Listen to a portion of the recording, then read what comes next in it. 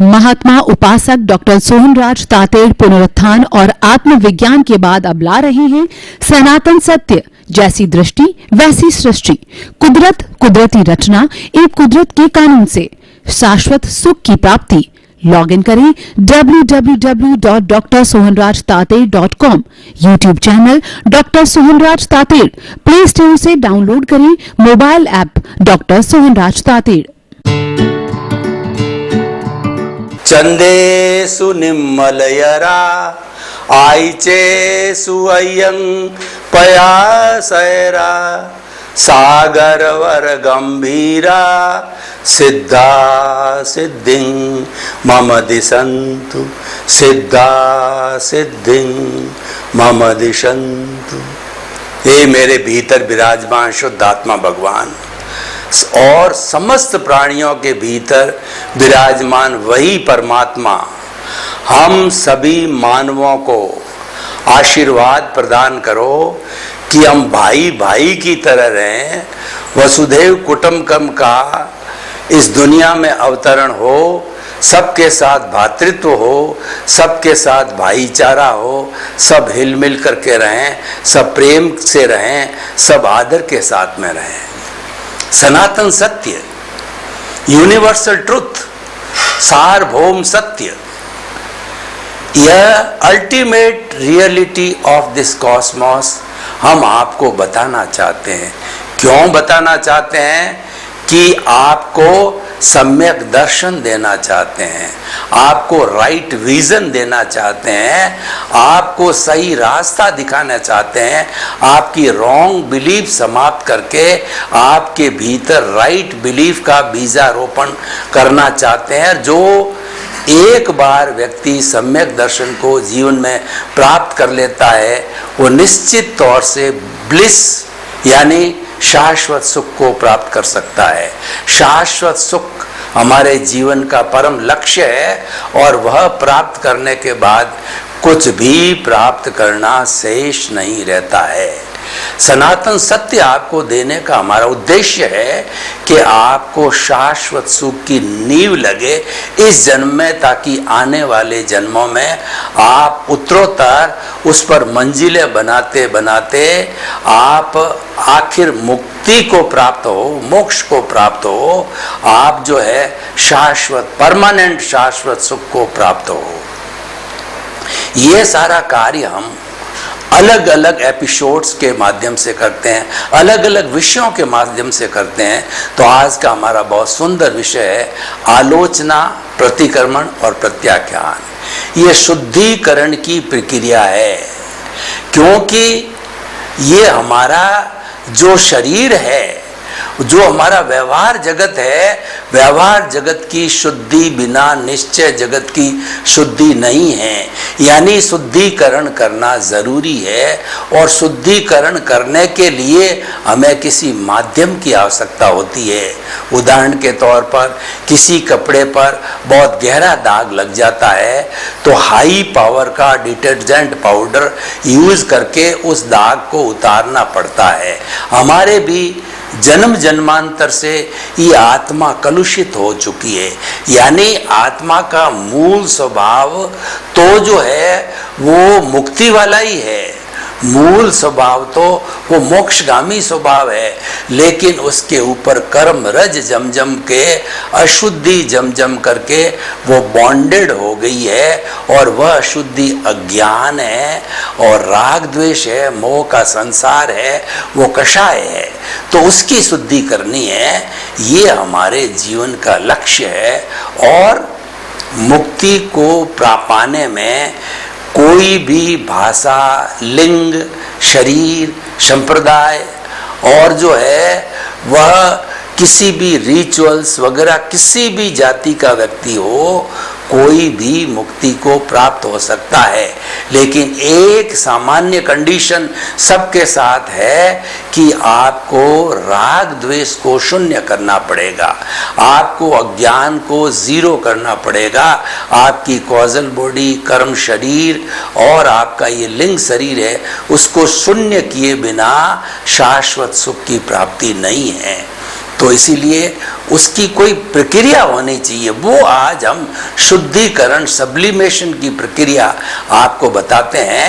और मूल स्वरूप का जो आत्मा जिसकी हम रोज बात करते हैं, तो वो तो 24 कैरेट का 999 का बिस्किट है। कोई भी सोना प्योर गोल्ड है, उसके ऊपर रेत जम जाती है, रेत को हटा दो तो वो तो अपने आप में प्योर है ही है, उसको प्योर करने की कोई आवश्यकता ही नहीं है। तो हमें उस कर्म रज को मिटाने के लिए जो शुद्धिकरण के उपाय है वो हम आपको बता रहे हैं। सबसे पहले तो आलोचना। आलोचना का अर्थ है कि खुद के द्वारा किए गए पापों को, प्राणियों को दिए गए दुखों को जो है स्वीकार करना। जब हम कन्फेस नहीं करते हैं तब तक हमें जज भी पनिशमेंट नहीं देता है। गुरु अपने शिष्य को उसको शुद्ध करने के लिए पनिशमेंट तब देगा कि पहले शिष्य जो है अपनी गलती को स्वीकार करेगा, अपने द्वारा जो दोष का सेवन हुआ है उसको स्वीकार करेगा। उसका नाम आलोचना है। तो आप ये स्वीकार करो कि जो है संसार रूपी नाटक के प्रारंभ से अध्यक्षण पर्यंत किसी भी जो है प्राणी से मेरे द्वारा कोई उसको कष्ट पहुंचा है, दुख पहुंचा है, तो मैं उन सारे दुखों को स्वीकार करता हूँ जो मेरे द्वारा भवांतर के अंदर जो प्रारंभ से आज तक दिए गए हैं। स्वीकार करने से हमारा 50% कार्य हल हो गया। अब हमने स्वीकार तो कर दिया, जैसे कि हाई कोर्ट में या सुप्रीम कोर्ट में या लोअर कोर्ट के अंदर हमारा केस चलता है और हम सच्चाई के रास्ते पर हमारे से गलती हो गई है और हम पश्चाताप करते हैं, हमको शुद्धिकरण करना होता है, तो हम अपनी गलती को जज के सामने कन्फेस कर देते हैं, हम स्वीकार कर देते हैं, हम अपनी आलोचना करते हैं कि मैं ये गलती नहीं करना चाहता था, भावावेश के अंदर क्रोधवश जो है मैंने ये गलती कर दी है, कृपया मुझे क्षमा करो, क्षमा करो। तो वो जज भी मानव है, वो कोई भगवान या दानव नहीं है, वो भी हमारे जैसा ही मानव है। वो भी चिंतन करेगा कि कितना भला आदमी है, अपनी गलती को स्वीकार करके शुद्ध होना चाहता है। कोर्ट क्या करता है, ये सजाएं क्यों दी जाती है, लोगों को जेल क्यों दी जाती है, ताकि कि अपनी गलती स्वीकार करके आप भविष्य में गलती न करो। तो आप अपना आपका शुद्धिकरण करने का उपाय जेल है। ये हमारे व्यवहार जगत के की बात है। तो वो जो सजा हमें जज देने वाला था, वह काइंड हार्टेड होकर के वह सजा जो है हमारी कम कर देता है। और अगर राष्ट्रपति तक वह बात जाती है और राष्ट्रपति अगर करुणाशील होता है और वो स्वीकार करता है कि इसने अपनी गलती को स्वीकार किया, बिना किसी भी जो है बहस के, साक्ष्यों से, कोर्ट कार्रवाई से सीधा गलती को स्वीकार किया है, तो उसको जो है प्रेसिडेंट जो है मुक्त भी कर सकता है, वो उनको पावर है। तो देखिए जो आलोचना के अंदर कितनी बड़ी ताकत है। एक आलोचना का जो है मैं आपको एक्सट्रीम उदाहरण देना चाहता हूँ कि दो मित्र थे और उनमें पक्की मित्रता थी, लेकिन किसी बात को लेकर पे उन पे ऐसी जो है ठन गई कि वो एक दूसरे से झगड़ा करने लग गए और उनको इतना गुस्सा आया कि एक मित्र ने दूसरे मित्र की हत्या कर दी, चाकू भोंक दिया। तो उसको बड़ा दुख हुआ कि देखो मैंने परम मित्र को जो है खो दिया, भावावेश में आकर के दुख भी करने लगा। अब उसने देखा कि मुझे इसके लिए तो फांसी मिलेगी, तो जो उसका मृत मित्र है उसकी माँ के पास में गया और हमारी भारतीय संस्कृति के अंदर हरा घास मुंह में डाल करके आलोचना करने की प्रक्रिया है। तो वह अपने जो है वो मुंह के अंदर हरा घास डाल करके और माँ के चरणों में लोटपोट हो गया, जिसका कि बेटा मारा गया कि मेरा परम मित्र था, आपको पता ही है, लेकिन भावावेश के अंदर क्रोधवश जो है मैंने उसका मर्डर कर दिया है, अब आप मेरा मारना चाहो तो आपके हाथों से मैं मरने को तैयार हूँ। मुझे कोर्ट मारे या कोई दूसरी न्याय जो है प्रणाली मारे, उसके पहले मैं आपके हाथों से मरना ज़्यादा पसंद करूँगा। और अगर आप मुझे मुक्त करते हो तो मैं आपको माँ से बढ़कर के स्थान दूंगा, आपकी सेवा करूंगा। जैसा कि मेरा मित्र आपकी सेवा करता था, मान लो उसकी जगह मैं ही सेवा कर रहा हूँ। तो माँ का हृदय द्रवित हो गया। उसने कहा कि मेरा बेटा तो चला गया, वो तो किसी सूरत में वापस नहीं आने वाला था, और वह भी इसका एक परम मित्र था। तो कोई न कोई बात हुई, जब ऐसी स्थिति बनी है तो उस माँ ने उसको क्षमा कर दिया। तो उस माँ को जो है उस जो है मर्डर करने वाले मित्र ने जो है माँ की तरह पाला पोसा, सेवा करी और माँ से बढ़ के उसको स्थान दिया। ये ऐसा घटित क्यों हुआ? क्योंकि उसने आलोचना करी, अपना प्रायश्चित किया कि मेरे से ये गलती हो गई है, स्वीकार किया। जब तक आप गलती को स्वीकार नहीं करते हो तो शुद्धिकरण होने का प्रश्न ही नहीं है। शुद्धिकरण तो नेक्स्ट स्टेज है।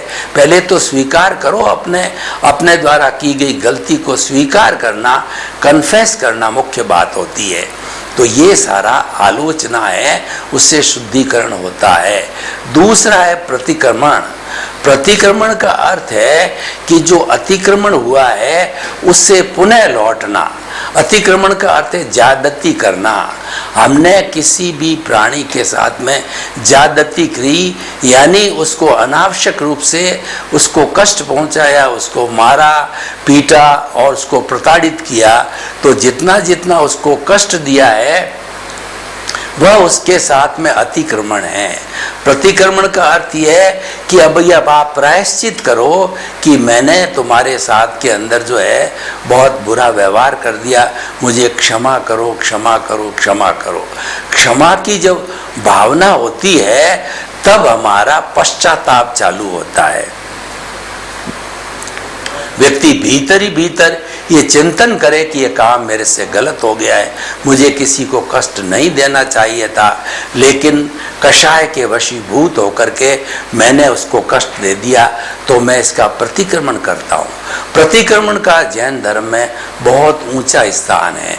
जो साधु होते हैं उनको सुबह शाम 2 बार प्रतिक्रमण करना कंपलसरी है, और जो श्रावक लोग होते हैं वो भी अगर 1 बार करे तो बहुत अच्छी बात है। लेकिन पाक्षिक है, साप्ताहिक है, पक्की संबंधी है, संवत्सरी है, ये प्रतिक्रमण किए जाने चाहिए। क्योंकि हमारी जो कुछ भी गलतियां हैं, जो भी हमने किसी को कष्ट दिया है, दुख दिया है, वो कैरी ऑन, कैरी फॉरवर्ड नहीं होने चाहिए। हाथों हाथ उसका शुद्धिकरण होना चाहिए, क्योंकि हाथों हाथ शुद्धिकरण करने से वो डेबिट क्रेडिट होकर के वो शून्य हो जाता है। तो जो हाथों हाथ किया जाता है वो एक बहुत अच्छा मेथड होता है। तो प्रतिक्रमण जो है ये हमारी आलोचना का शुद्धिकरण का एक मंत्र है। उदाहरण के तौर पर अगर हम कहीं चल रहे हैं, पब्लिक प्लेस में हैं, ट्रेन में हैं, फ्लाइट में हैं, और हमारे द्वारा किसी का हाथ टच हो जावे, किसी के लग जावे, मान लो सामान लगेज इत्यादि से, तो हम कहते हैं कि सॉरी। ये सॉरी तो शब्द छोटा सा है लेकिन बहुत बड़ा उपयोगी शब्द है, क्योंकि सामने वाला भी इंसान है, वो सोचता है कि मेरे द्वारा भी होना संभव था, उसने वो संभव हो सकता था, उसने अपनी गलती स्वीकार की है, तो वो उसको क्षमा कर देते हैं। मिच्छामि दुक्कड़म बोला जाता है, खमत खामना बोला जाता है। इसका अर्थ ये है कि मेरे द्वारा किए गए आपके प्रति दुर्व्यवहार के लिए मैं पश्चाताप करता हूँ, प्रतिक्रमण करता हूँ, क्षमा मांगता हूँ आपसे, मुझे क्षमा करो, क्षमा करो। और 84 लाख जीवा योनियों से जो हम प्रतिक्रमण करते हैं वो कितना सुंदर तरीका है कि खामे मि सब जीवे सब्बे जीवा खमंतु में मिट्टी में सब भुएसु वेरंग मज्जन केणई। सभी लोग मुझे क्षमा करें, मैं सभी लोगों को क्षमा करता हूँ। इस दुनिया में सभी मेरे मित्र हैं, मेरा कोई भी शत्रु नहीं है, मेरा किसी से भी शत्रुता का भाव नहीं है। तो ये बहुत सुंदर विचार है। किसी को दुनिया में शत्रु मानो ही मत। वास्तव में कोई शत्रु होता ही नहीं है, क्योंकि हर प्राणी जो है अपने अपने कर्मों के अधीन जीता है और वह अपने हिसाब से प्रारब्ध और उदय के भाव से जो है वो फल भोगता है। और हर एक का अपना अपना उपादान है, क्योंकि हर एक अलग अलग तरह के जो है भाव डालता है, अलग अलग चार्ज करता है। क्योंकि ये मानव का जो मन है या मानव की प्रतिष्ठित आत्मा है, मानव का जो चित्त है, अंतःकरण है, हर एक का अलग अलग होता है। अलग अलग होने से जो है अलग अलग तरीके से कॉजेज डाले जाते हैं, अलग अलग कॉजेज होते हैं तो अलग अलग इफेक्ट मिलते हैं। इसीलिए जो है चेतन तत्वों के अंदर ये भिन्नता रहती है। तो हर एक अपना अपना अगर आलोचना करे, क्यों, टू एयर इज ह्यूमन। इंसान गलती का पुतला है और कदम कदम पे वो गलती हो जाया करती है, जाने में या अनजाने में। तो गलती हो गई तो उसके शुद्धिकरण का बहुत सरल रास्ता है, वो है प्रतिक्रमण है, वो किया जाना चाहिए। प्रतिक्रमण करने से हमारी आत्मा हल्की होती है और जो कॉजेज हमने इकट्ठे किए हैं, जो कर्म रज हमने इकट्ठी की है, तुरंत सफाई हो जाती है। मैं आपको जो है 84 लाख जीवा योनि से प्रतिक्रमण करने की एक विधि बताता हूँ। आंखें कोमलता से बंद, दोनों हाथ नमस्कार की मुद्रा के अंदर और रीढ़ की हड्डी एंटीना की तरह सीधी रहे। जैसे हम श्राद्ध के समय अपने पितरों को बुलाते हैं, जो पितरों को श्राद्ध करने के लिए बुलाते हैं, तो उसी तरीके से जो है आप अपने मन को बिल्कुल सरल करके और संसार रूपी नाटक के प्रारंभ से अध्यक्षण पर्यंत जिन जिन आत्माओं को आपने कष्ट दिया है, प्रत्यक्ष और प्रत्यक्ष रूप से वो सारी अव्याबाद आत्माएं हैं, उनके तक आपकी भावना पहुंच रही है। क्योंकि अव्याबाद आत्माओं में टेलीपैथी होती है। आप उसको जो तहे मन से, तहे ध्यान से याद करो तो वो बात आपकी उनके तक पहुंच जाती है। तो मैं 84 लाख उन जीवा योनियों से जो है मैं नमस्कार करता हूँ, प्रणाम करता हूँ और उनको आह्वान करता हूँ, जैसे पितरों को आह्वान किया जाता है कि आप आइए। किसी भी जीवन के अंदर मेरे द्वारा आपको कोई कष्ट पहुंचा है तो आप मुझे क्षमा कीजिए। सबसे पहले तो मैं आपको क्षमा करता हूं, मेरी तरफ से आपका अकाउंट क्लियर है, तो आप ही मुझे क्षमा करो और मुझे एनओसी दो। आपकी एनओसी होने पर ही मुझे मुक्ति मिलेगी। अगर एक भी प्राणी की एनओसी लेना शेष रह गया है तो भी वह आपको एनओसी लेनी पड़ेगी, आपको मुक्ति में जाने के लिए रुकना पड़ेगा। इसीलिए हे शुद्ध आत्माओं, आप मुझे क्षमा करो। परिचित अपरिचित आत्माएं मुझे क्षमा करो। आप अव्याबाद हो, इसीलिए मेरी बात आप तक पहुंच रही है। आप समस्त आत्माएं मुझे क्षमा करो। मेरे द्वारा किए गए कष्टों को क्षमा करो। आंखें खोल दीजिए। इस प्रकार हम जो है 84 लाख जीवा योनियों से प्रत्यक्ष में है, तो सिर्फ फोन के द्वारा उसके पास जाके, बड़ा है तो उसको प्रणाम करके और छोटा है तो वात्सल्य भाव से जो है हम उससे क्षमा याचना कर सकते हैं। ये सारी विधि प्रतिक्रमण की है। और तीसरा है प्रत्याख्यान। अब आपने जो है स्वीकार कर लिया कि ये गलती मेरी है। उस स्वीकार करने के लिए आपने जो है वह उस अतिक्रमण का प्रतिक्रमण भी कर दिया। आपने क्षमा याचना भी कर दी, क्षमा कर भी दिया, क्षमा मांग भी लिया, लेकिन ये गलती फिर से होना संभव है। तो इस गलती की पुनरावृत्ति न हो तो उसका नाम प्रत्याख्यान है। प्रत्याख्यान का अर्थ है कि आप संकल्प करो कि दूसरे जीवों को कष्ट देने की प्रवृत्ति है, मैं बार बार वो प्रवृत्ति नहीं करूँगा। इस प्रवृत्ति करने का आप संकल्प करो कि वह प्रवृत्ति मेरे द्वारा न हो। इस संकल्प का नाम है प्रत्याख्यान। प्रत्याख्यान को त्याग भी कहते हैं, छोड़ना भी कहते हैं कि आप उस जो है प्रवृत्ति को छोड़ दो, फ्यूचर के अंदर आप किसी को कष्ट नहीं देंगे। तो आपने आलोचना किया, प्रतिक्रमण किया, प्रत्याख्यान किया तो संपूर्ण रूप से आपका शोधन हो गया। ये आप शोधन रेगुलर करते रहिए जीवन के अंदर, तो उसका इफेक्ट क्या आएगा कि आपकी जो कॉजल बॉडी है वो निर्जरा होकर के उसका झरण होता रहेगा, झरण होकर के वो कमज़ोर होती जाएगी, और रेगुलर करने से वह कमज़ोर होते होते एक दिन ऐसा आएगा कि जो आपका कॉजल बॉडी है वह बिल्कुल गिरने की स्थिति में आ जाएगा, वह शून्य होने की स्थिति में आ जाएगा। जब वो कॉजल बॉडी या ज्ञान शून्य हो जाता है तो वो हमारा सबसे बड़ा अचीवमेंट होता है, और जीवन का जो उद्देश्य यही है कॉजल बॉडी को शून्य करना, कषाय को शून्य करना। उसके लिए शुद्धिकरण का हमने मंत्र आपको बताया, इस मंत्र का हमें पालन करते रहना चाहिए। अब देखिए, अगर इस एपिसोड को हम ओपन टू द ऑडियंस करें, यानी कि आलोचना, प्रतिक्रमण, प्रत्याख्यान का प्रभाव व्यक्तिशः क्या होगा और परिवार पे उसका क्या प्रभाव पड़ता है, समाज पे क्या प्रभाव पड़ता है, देश और विश्व पे क्या प्रभाव पड़ता है। देखिए कि अतिक्रमण का प्रतिक्रमण करना है, अपनी भूल सुधार है, टू रेक्टिफाई आवर फॉल्ट्स, क्योंकि फॉल्ट्स करने में तो टू एयर इज ह्यूमन, व्यक्ति भूल जाता, फॉल्ट कर लेता है, तो उसको जो है, जो हम क्षमा मांगते हैं, क्षमा भी मिल जाती है। तो इसलिए जो है ये जो विधि है यह व्यक्तिशः बहुत अच्छी विधि है, और परिवार के अंदर इस विधि की ट्रेनिंग दी जाए, इस विधि को लागू किया जाए, तो हमारे परिवार में किसी भी तरह की डिस्टरबेंस कहिए या विषमता कहिए या टकराव कहिए, वह कभी भी नहीं होगा। देखिए, जो व्यक्ति गलती करके सुधार कर लेता है वह इंसान कहलाता है, और जो गलती करता ही नहीं है वह भगवान कहलाता है, और जो बार बार गलती करता ही रहता है, सुधार नहीं करता है, वह हैवान कहलाता है।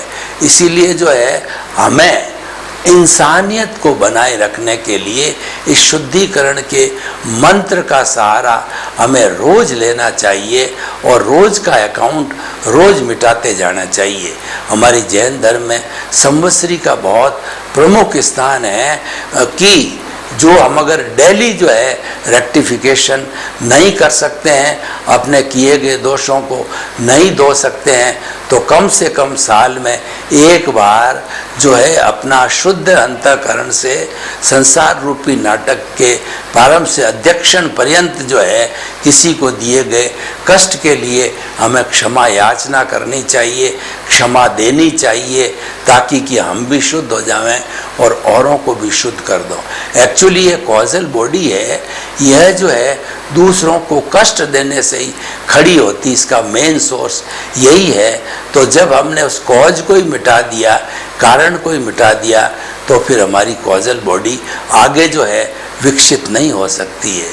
अब देखिए कि जो परिवार इस कॉन्सेप्ट को मान के चलता है, उस परिवार के सदस्यों के बीच के अंदर कभी भी अनबन नहीं होती है, और सभी लोग जो है बड़े प्रेम के साथ में अपना जीवन यापन करते हैं, क्योंकि गलती होते ही शुद्धिकरण होता है। वास्तव के अंदर प्रतिक्रिया कब बढ़ती है कि आप गलती करते जाओ और आप स्वीकार नहीं करो। गलती को स्वीकार नहीं करने से विवाद बढ़ता है, और गलती को स्वीकार करने से विवाद घट जाता है। ऐसा कहा जाता है, कोई भी जो अगर गलती स्वीकार कर लेता है तो वह छोटे बाप का नहीं होता है, यानी वो महान होता है। और कहा भी गया है कि क्षमा वीरस्य भूषणम, क्षमा वीर ही कर सकता है, कायर नहीं कर सकता है।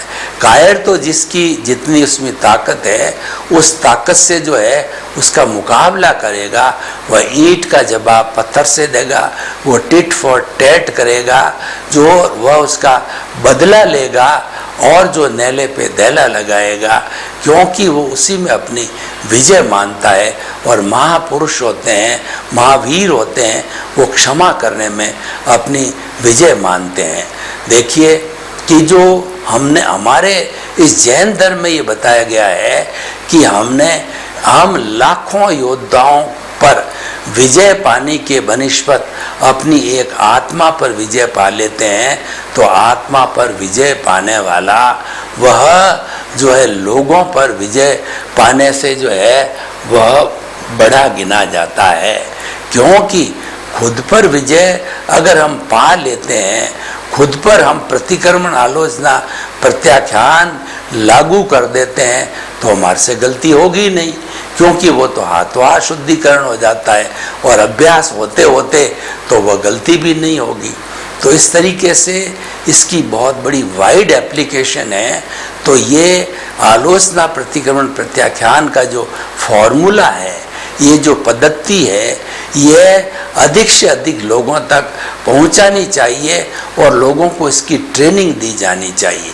देखिए कि हम रावण की बात करें कि रावण को उसके ससुर जी ने, उसके नाना ने, उसकी पत्नी ने, उसकी माँ ने, उसके सगे संबंधियों ने और उसके जो है वो मंत्रिमंडल के सदस्यों ने, सभी ने उनको शिक्षा दी कि पराई स्त्री का हरण करना है, ये अपराध है, ये पाप है, आपने पाप किया है, लेकिन फिर भी आप राम की शरण में चले जाओ, सीता को वापस लौटा दो, तो हमारी जो है ये सोने रूपी लंका न तो जलेगी, न लोगों को दुख पहुंचेगा, न हमारे सैनिक और योद्धा मारे जाएंगे, यानी सब कुछ ठीक हो जाएगा। आपकी एक जिद के कारण जो है ये लंका का कितना बड़ी हानि है, लेकिन वो जिद पे अड़ा रहा। उसने न तो आलोचना किया, न प्रतिक्रमण किया, न प्रत्याख्यान किया। उसका नतीजा ये हुआ कि भगवान राम के हाथों जो है रावण मारा गया।